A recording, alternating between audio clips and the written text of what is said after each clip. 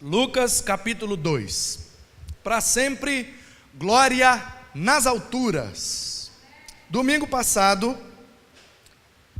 pastor Álvaro nos pregou aqui uma mensagem chamada O Verdadeiro Sentido do Natal. E ele usou o texto de Lucas 2, do verso 1 até o verso 7.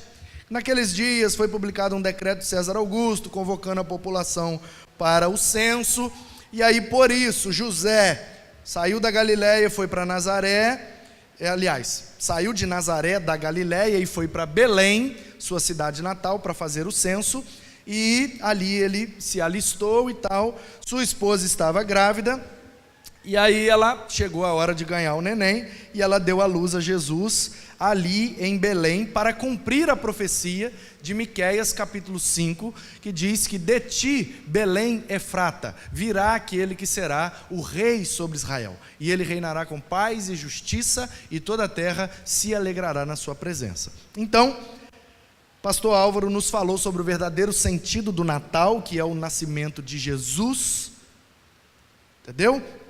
E aí eu vou dar continuidade. Então, quero continuar a ler a partir do 8, para que a gente veja para sempre glória nas alturas, porque ele nasceu e as glórias foram dadas nas alturas. Havia, verso 8 de Lucas capítulo 2, naquela mesma região, pastores que viviam nos campos e guardavam seus rebanhos durante as vigílias da noite.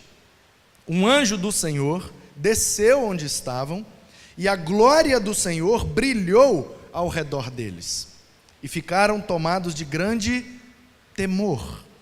O anjo, porém, lhe disse: não temas. No grego, me fobeiste. Não tenha medo. Eis que vos trago boa nova de grande alegria. Euagelion caris megales. Boa nova de grande alegria. O evangelho muito alegre, a boa nova de grande alegria, que o será para todo o povo. Jesus nasceu e trouxe o evangelho de grande alegria para todas as pessoas. A boa nova de alegria é que hoje nasceu na cidade de Davi, Belém, o Salvador, que é Cristo, o Senhor. E isto vos será de sinal: encontrareis uma criança envolta em faixas e deitada numa manjedoura. Manjedoura, a gente tentou aqui imitar aqui uma manjedoura.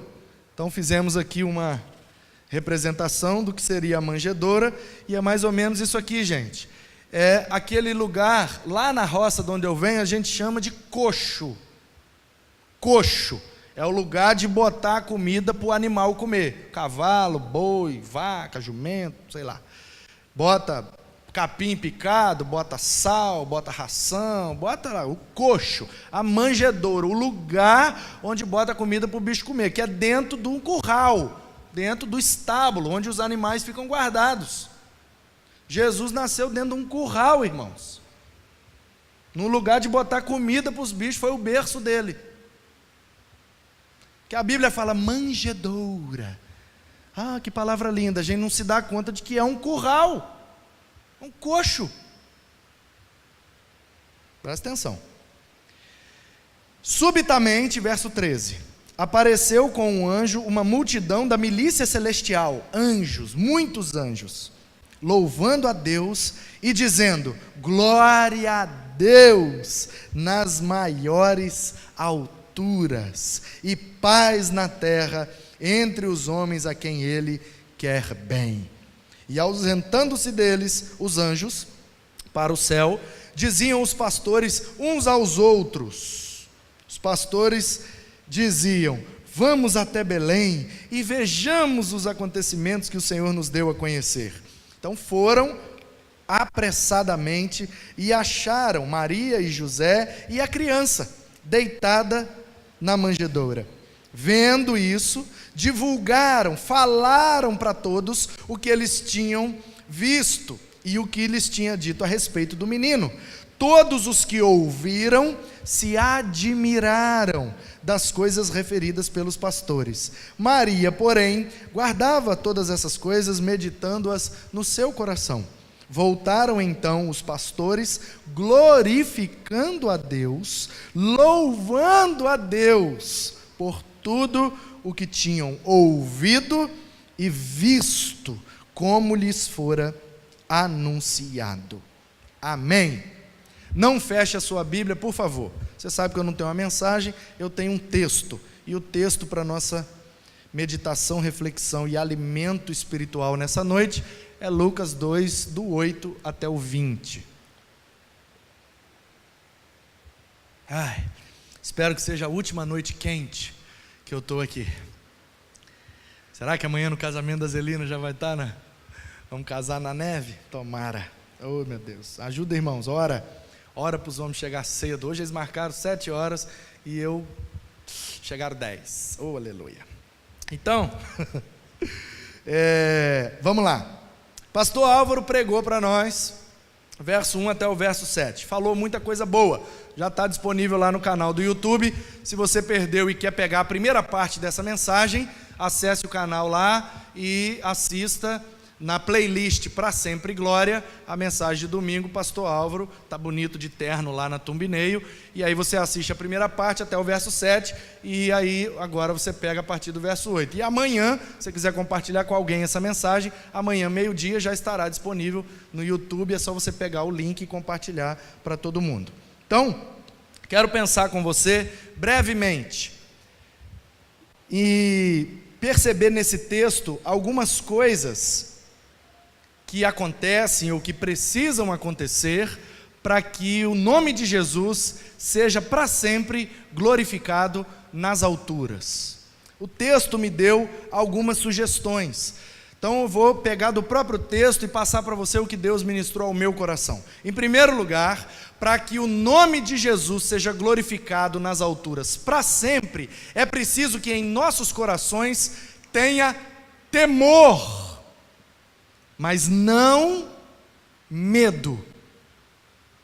Temor, sim, porque o temor a Deus é o princípio da sabedoria, mas medo de Deus não é saudável. Qual é a diferença de temor e medo? Na minha opinião, ok? Isso falo eu. Para mim, temer a Deus é saber quem Deus é e o que Ele pode fazer. Isso é temor a Deus. Então eu estou numa situação, ninguém está me vendo, mas se eu sei que o meu Deus é onisciente, Ele está vendo tudo. Se eu sei que o meu Deus é onipresente, Ele está em todos os lugares. Então ninguém está me vendo, mas Deus está me vendo. Eu sei quem Deus é, e eu sei o que Deus pode fazer comigo, caso eu faça alguma coisa que desagrade ao meu Deus. Então na hora esse temor invade o meu coração, e eu falo, opa, não vou fazer não. Isso é temor.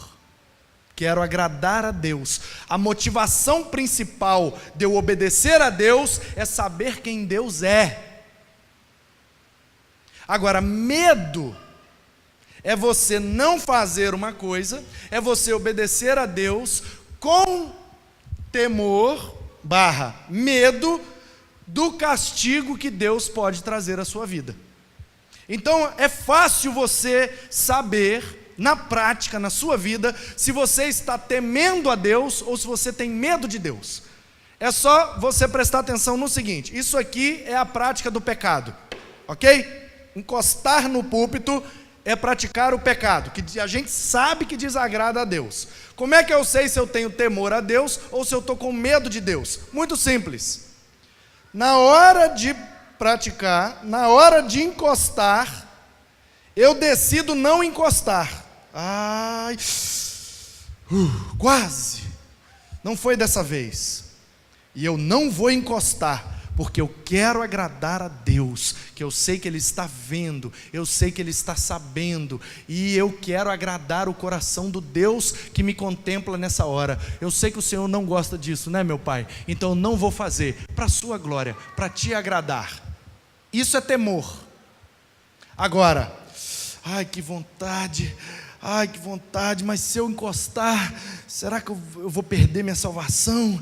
Ai, será que eu vou para o inferno? E se Jesus voltar agora? Ai, Jesus volta agora, eu estou com a mão aqui, ai meu Deus, eu vou para o inferno. Ai, e se o pastor vir? E se alguém ficar sabendo?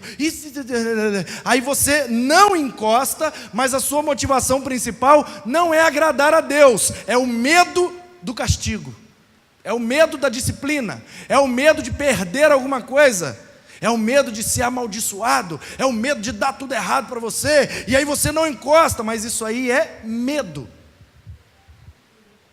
Nós precisamos, como disse o texto, do verso 8 ao verso 10, havia naquela região pastores, vivia nos campos, guardava os rebanhos durante a noite. Um anjo do Senhor desceu onde eles estavam, a glória do Senhor brilhou ao redor deles, e eles ficaram tomados de grande temor. Temor.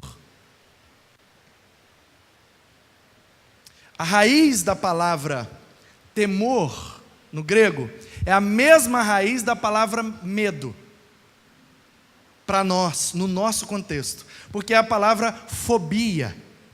Inclusive, neste texto, no verso 9, temor, e no verso 10, quando o anjo diz, não temais, ou não temas, e eu já disse para você que no grego está me fobeistes. Fobeia ali vem de fobia, de medo. A gente traduz fobia por medo, mas para o grego, fobia não é medo. Fobia é cautela, atenção, cuidado, travei, porque sei que o que está diante de mim é algo que me causa espanto.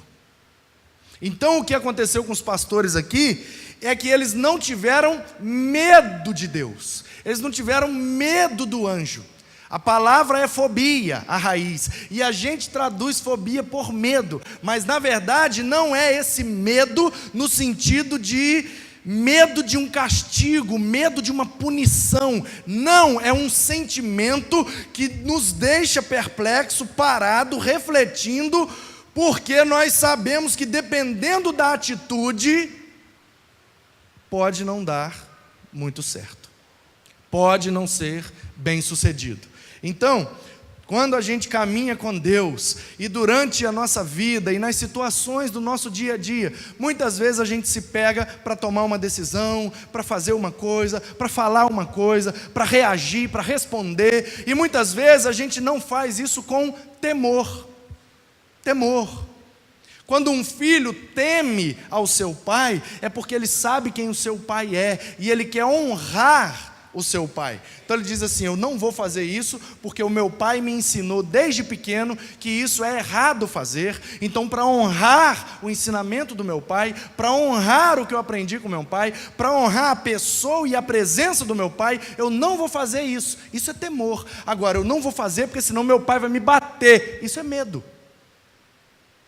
Então você precisa observar no seu relacionamento com Deus, se você está tomando as decisões por temor ou por medo.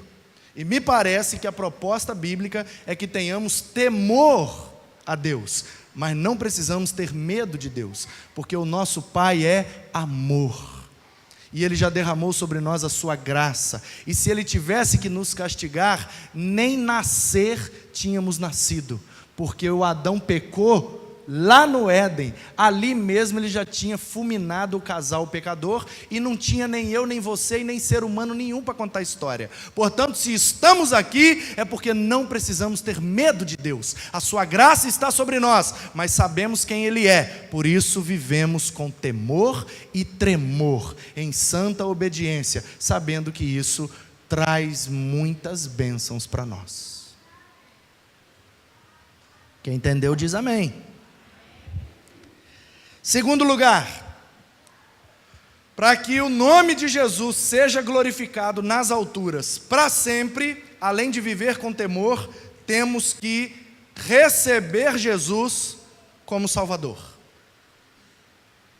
O Salvador das nossas vidas. E a Bíblia diz que Ele é Senhor e Salvador. Tem muita gente querendo o Jesus Salvador. Claro, eu não quero ir para o inferno, quero ir para o céu. E para ir para o céu, Jesus tem que me salvar. Então o Jesus Salvador, eu aceito. Tá, mas a Bíblia diz que antes do Salvador vem o Jesus Senhor. Ele é o Senhor. Senhor é o que Ele é. Salvador é o que Ele fez, faz e fará. Então, nós temos que amar a Jesus e glorificar o seu nome primeiro pelo que Ele é, depois pelo que Ele faz. E Senhor é o que Ele é, salvação é o que Ele fez por nós. Então, da mesma forma que devemos temer e não ter medo, devemos buscar que Ele seja Senhor primeiro, para depois Ele ser Salvador. O verso de número 11 diz: é que hoje vos nasceu na cidade de Davi o Salvador. Aí você fala, aí ó, o Salvador, é só isso que eu preciso, o Jesus que me salva, o Jesus que me leva para o céu. Tá, mas Ele é o Cristo? Não é qualquer um não, é o Cristo, o ungido de Deus, o Filho de Deus, é Ele que salva. Sim, então, é Ele que me salva, tá tudo certo. Não, mas o versículo termina assim: o Senhor. Não para no Salvador. Ele só pode ser o nosso Salvador se Ele for o nosso Senhor. Tem muita gente querendo Jesus Salvador, mas abrindo mão do Jesus Senhor. E aí garante a salvação. Quando morrer vai para o céu, mas vive de maneira medíocre, vive de maneira atrapalhada, vive de maneira bagunçada. Por quê? Porque se Jesus não é Senhor, nossa vida não é saudável, nossa vida não é equilibrada, nossa vida não é justa diante de Deus. Então não queira só o Jesus Salvador, queira antes o Jesus Senhor. Ele precisa ser o dono da sua vida, Ele precisa ser o seu Adonai, o seu Kyrios, o dono que manda, o seu patrão. Ele manda e você obedece. Amém. Terceiro lugar, para que o nome de Jesus seja glorificado para sempre nas alturas, precisamos viver com temor, precisamos que Ele seja o nosso Senhor e Salvador, e precisamos aprender com a sua humildade. O nome de Jesus é glorificado quando um crente vive de maneira humilde, pois, diz o verso de número 12, que Ele nasceu numa manjedoura. O que é manjedoura? Eu já ensinei para você. É um coxo, é o lugar onde bota comida para o animal comer. Devia ter um cheiro péssimo, porque ali o animal come e ali também ele despeja. Queridos, em nome de Jesus, o ser humano mais humilde que já pisou nessa terra, eu preciso te lembrar que como cristãos devemos, para que o nome dele seja glorificado, viver de maneira humilde. Isso não quer dizer que a gente não pode ter uma boa casa, um bom carro, boas roupas, ou comer uma boa comida. Isso quer dizer que as coisas materiais não podem dominar o nosso coração. Os bens materiais não podem ser a nossa motivação principal na vida. Temos que comer lasanha e picanha com a mesma alegria de um miojo com salsicha. Amém? Se você não come um miojo com salsicha com a mesma alegria do que você come uma picanha, uma lasanha, você ainda não entendeu o que é viver de maneira humilde. Porque Jesus, diz a Bíblia, nasceu no curral, foi filho de um carpinteiro, morou numa casinha simples, numa cidadezinha simples, que quando ele apareceu, o pessoal perguntou: pode vir alguma coisa boa daquele lugar? Não tinha onde reclinar a sua cabeça.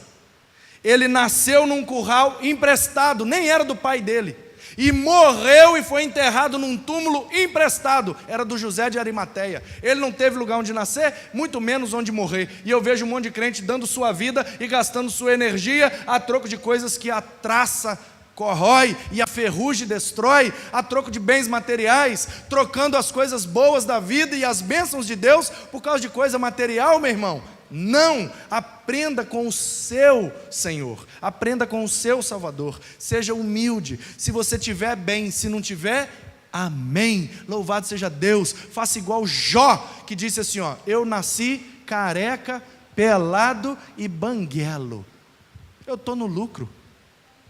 Deus me deu, Deus tomou, bendito seja o nome do Senhor. Antes eu tinha isso, hoje eu não tenho mais. Vida, céus, azar. Para com isso. Você precisa se converter e viver com humildade, para que o nome de Jesus seja glorificado. Nós precisamos entender que Ele era o rei, mas quis ser carpinteiro. Se fez pior que nós, foi pendurado num madeiro. Ele era o rei e chegou numa manjedoura, e a gente acha que não pode viver com as coisas que Ele tem nos dado, que nada é suficiente para alegrar o nosso coração. Precisamos viver com a humildade de Cristo, e o seu nome será glorificado em nós. Temor a Deus, medo não. Ele é Senhor e Salvador. Humildade e louvor a Deus. Em quarto lugar, para que o nome de Jesus seja glorificado para sempre nas alturas, temos que viver louvando a Deus. O verso de número 13 diz que subitamente apareceram anjos, multidão de anjos. E o que é que os anjos estavam fazendo? Verso 13: cantando e louvando a Deus. Se os anjos, criaturas espirituais, ministros dos que hão de herdar a salvação, seres que foram criados na eternidade, mas não são eternos, foram criados no ambiente da eternidade, mas não são eternos, porque eterno é só o Criador, e eles que habitam na presença de Deus, eles que têm uma capacidade que nós não temos, que é de fazer um translado súbito. Por isso que o texto diz, subitamente eles apareceram. Por quê? Porque anjo não está preso num corpo, anjo é uma criatura espiritual. Então você piscou o olho, um anjo foi lá no Japão e voltou. Tchuf, você nem viu. Porque eles não estão presos à matéria, não estão presos aos corpos. Podem sim tomar posse de corpos físicos, tanto bons quanto maus. A Bíblia ensina isso. Outro dia a gente estuda melhor angelologia. Mas o que eu preciso te dizer é que a principal característica dos anjos aqui não era poder, não era cura, não era tocar, não era dar uma coisa assim especial, um sentimento, um arrepio, um negócio. Não. A principal característica dos anjos era louvor. Louvor. Elogiando a Deus, falando bem de Deus, cantando e alegrando o coração de Deus. Você pode imaginar um Deus, como a Bíblia diz, que se coloca de pé no seu trono para receber o louvor dos seus filhos? Por que você então não tem nos seus lábios um louvor para esse Deus que te criou, esse Deus que te perdoou, esse Deus que te salvou, esse Deus que tem te abençoado, esse Deus que te trouxe aqui nessa noite, porque é o seu Senhor, é o seu Salvador, colocou no seu coração um temor, tem te ensinado a viver de maneira humilde, mas muitas vezes nos nossos lábios tem mais murmurações do que louvores. Por que nós somos assim, irmãos? Temos que aprender aqui com a atitude dos anjos, mediante a presença de Jesus. Jesus estava nascendo e os anjos estavam louvando. Glória a Deus nas alturas, para sempre glória nas alturas, porque até os anjos sabem que o nosso Deus é digno de todo louvor e toda adoração. Não desperdice um minuto da sua vida com murmurações. Louve ao seu Deus e o nome dele será glorificado. Em quinto lugar, para que o nome de Jesus seja glorificado para sempre nas alturas, temos que viver em paz. paz. Uma palavrinha pequenininha, 3 letrinhas, muito difícil de se viver. P-A-Z, paz. Viver em paz com Deus, viver em paz com os irmãos, viver em paz dentro de casa, botar a cabeça no travesseiro e dormir tranquilo. E os problemas de amanhã, pastor? A gente resolve amanhã. Não deu tempo de terminar o ar. Eu achei que, não estaria suando aqui agora. Achei que pelo menos esse. Eu falei com os meninos, se der para ligar só uma, liga essa. E aí dá um turbo aqui. Não deu tempo.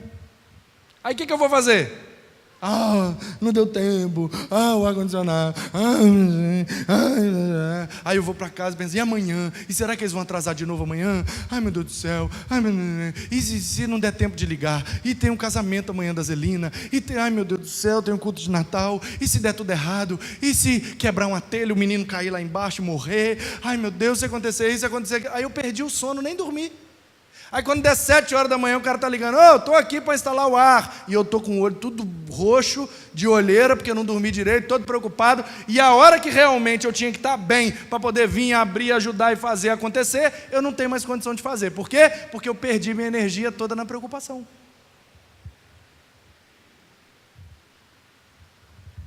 É ou não é? Cenas da vida real. Então, como é que a gente faz para que o nome de Deus seja glorificado? Paz. O ar ainda não está gelando. Estamos em paz. Tem 24 anos que não está gelando. O que é um dia a mais?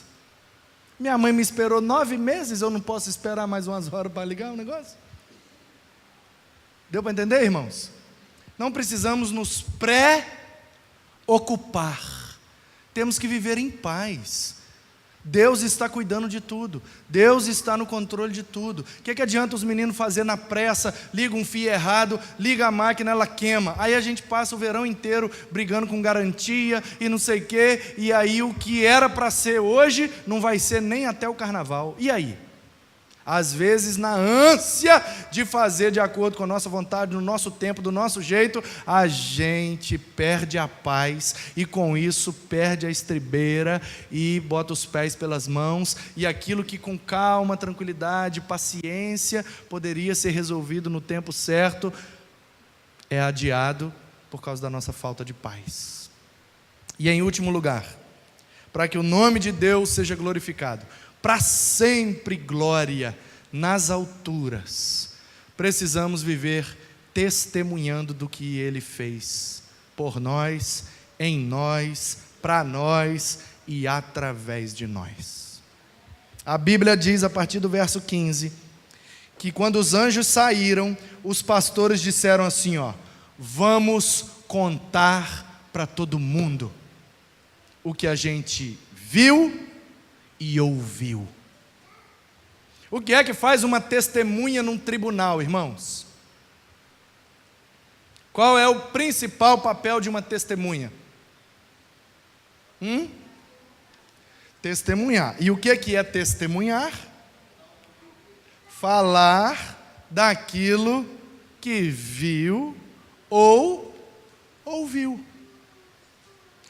Estamos aqui nesta noite com fulano de tal e tal, e ele é a testemunha do caso que aconteceu. Teve um acidente aqui na esquina, e tivemos um ferido, e a gente quer saber dele aqui nessa noite, porque ele é testemunha do fato, né? Então fala para nós, como é que foi o que aconteceu? Foi o carro que avançou? Foi a moto? O carro veio de onde? A moto veio de onde? Porque depois da batida e o causador do acidente está em coma no hospital, não pode falar, e o rapaz da moto está dizendo que ele estava errado, que ele avançou, que ele não sei o que, que ele não sei o que lá. Fala aí para nós, testemunha. Aí o cara vira e fala, eu não vi nada não. Não vi nada. Tá, mas você ouviu alguma coisa? Não ouvi nada. Rapaz, mas você mora aqui na esquina. Não, mas eu estava no banheiro na hora, estava ouvindo um celular, música alta no fone. Quando eu vi o movimento, eu saí. Eu sou vizinho aqui, mas eu não vi nem ouvi. Então muito obrigado. Não serve para ser testemunha. Sabe qual é o grande problema da igreja hoje? Quer evangelizar, mas nunca viu nada e nem ouviu nada. Vai falar do quê? Se Deus não age na sua vida, se você não consegue ver a glória de Deus na sua vida, se você não ouve o que Deus está falando com você, como é que você vai falar para os outros o que você tem visto e ouvido? Você não tem relacionamento com Deus, você não viu nada de Deus, você não ouviu nada de Deus, você não pode ser testemunha. Senta lá, Cláudia. Um monte de gente, não, porque nós vamos fazer evangelismo, não, porque nós vamos fazer aquilo lá. Tá, como é que faz evangelismo eficiente? É só falar do que você tem visto e ouvido. O que é que os pastores falaram do nascimento de Jesus? O que eles viram, o que eles ouviram. Os anjos falaram para a gente, vai para Belém, que o menino vai estar lá. A gente chegou lá e viu, a gente viu, ninguém me contou. Eu vi a Maria, o José e o menino no curral, nos panos enrolados, e o menino estava lá, e de repente os anjos cantando, as estrelas brilhando, e trombetas, e tá. Foi isso que nós vimos, foi isso que nós ouvimos. É simples.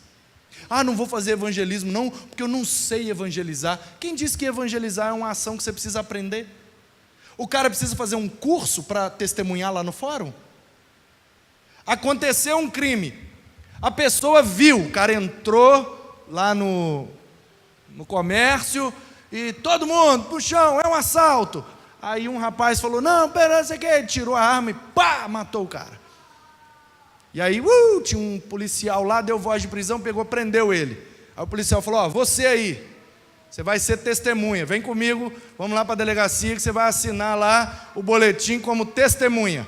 Aí o cara, não sei, vem você. Aí, poxa vida, tudo bem, entra na viatura, vai para a delegacia. Aí assina lá, pega o telefone dele, tal.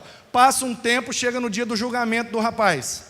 Aí o oficial de justiça liga ou vai lá na casa dele e fala, amanhã, tal hora, você tem que ir lá no fórum, porque você é testemunha lá do assassinato que vai resolver, vai ser julgado amanhã. Aí o cara fala, não, mas eu nem fiz um curso. Não, mas eu nem passei assim por um processo, um projeto, eu nem estudei uma revistinha, eu nem frequentei uma classe, eu nem treinei com alguém, ninguém me ensinou a fazer isso. Como é que eu vou lá no fórum ser testemunha? Eu preciso ser ensinado, eu preciso de assim uns 4, 5, uns 10 anos para eu aprender a ser testemunha. Você tem problema na cabeça, meu filho? Você perdeu a memória? Não, senhor. Então, meu filho, entra aqui no carro e vamos lá no fórum. O que o juiz te perguntar, você responde. Não, mas eu não fiz um curso, como é que eu vou responder ao juiz? O que você viu e o que você ouviu. Você fala o que você viu e o que você ouviu. É isso que é testemunhar. Não precisa fazer curso, não precisa fazer seminário, não precisa ter vocação. Por isso que o mandamento de evangelizar é para todo mundo. Porque não tem dificuldade, é só você falar do que você viu e do que você ouviu. Agora, se você não viu nada, e se você não ouviu nada, então você precisa se converter, andar com Deus e viver para a glória de Deus, ter experiências com Deus. E eu te garanto que quando alguém te perguntar alguma coisa, você vai ter um caminhão de história para contar, e você vai evangelizar e testemunhar sem nem perceber, porque você está cheio de coisas para falar, porque você tem visto Deus agir e tem ouvido Deus falar. É simples assim. O nome de Jesus será glorificado para sempre, se a gente viver desse jeito. Não é difícil. Temer a Deus e não ter medo dEle. Fazê-lo Senhor e Salvador das nossas vidas. Viver com humildade. Viver em paz. Viver louvando e testemunhando do que temos visto e ouvido acerca da glória do nosso grande Deus. Que Ele te abençoe, que Ele te guarde, que Ele resplandeça o seu rosto sobre ti e te dê a paz. Que a paz que excede todo entendimento guarde o seu coração em Cristo Jesus. Amém.